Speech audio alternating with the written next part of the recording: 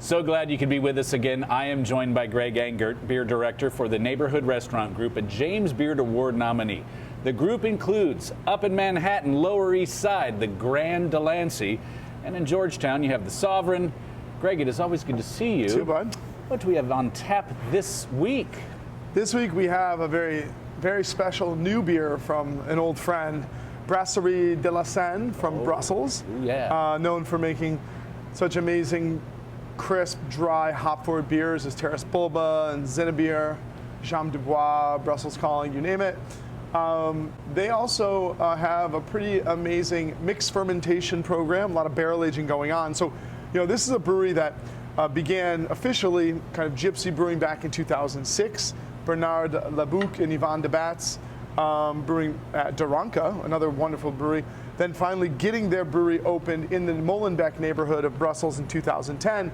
Well, just last year, they finally opened a new facility in Brussels, closer to the city center, where they've moved production of their clean beer, and now are using the initial brewery in Molenbeek for barrel-aged mixed fermentation beers like Ouden Vat, which we're having right now. So this is a Flemish red ale, Flanders red.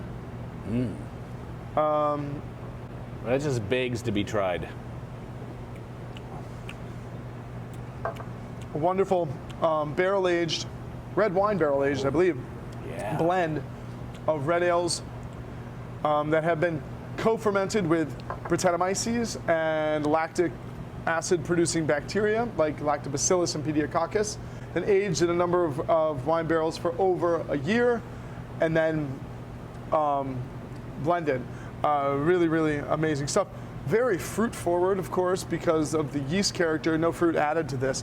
But you get a wonderful kind of raspberry. I get hints of chocolate, earth, tannins, leather, a little bit funky, and only a mild acidity. It's rather dry, but not too sour at all.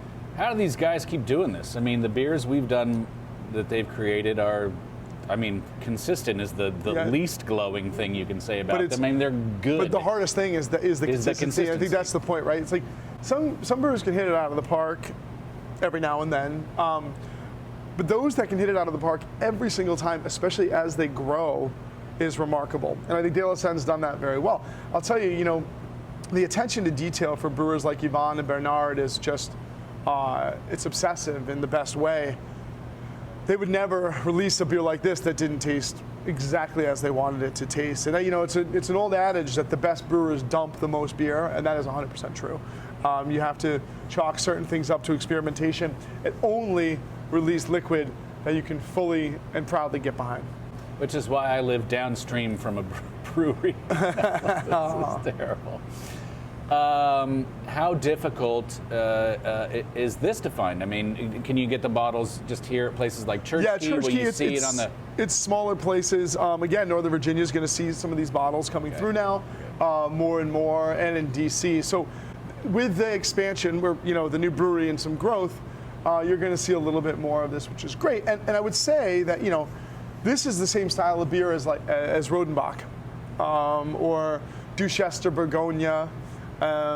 There's a beer from Van Brewers called Monk's Cafe. So this is the style of sour, red, brown beers.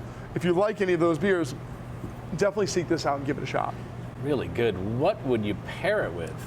I was thinking about, red winey pairings, because that's, this is akin to red wine in many ways, although kind of lighter and brighter and more refreshing, and only 6.7% alcohol. I think it really works obviously well with red meats of any kind, beef, seared, lamb, seared, amazing. Yeah. Also great with fowl like duck.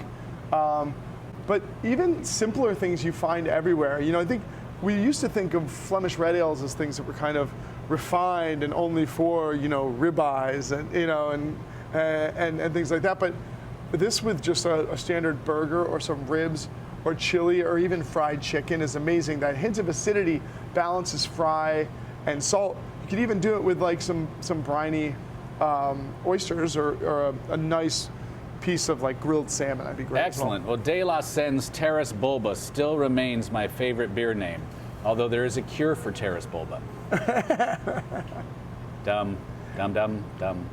Greg, thank you as always. Thank you. Everyone, please always do drink responsibly and be sure to bring your thirst next time for another beer of the week.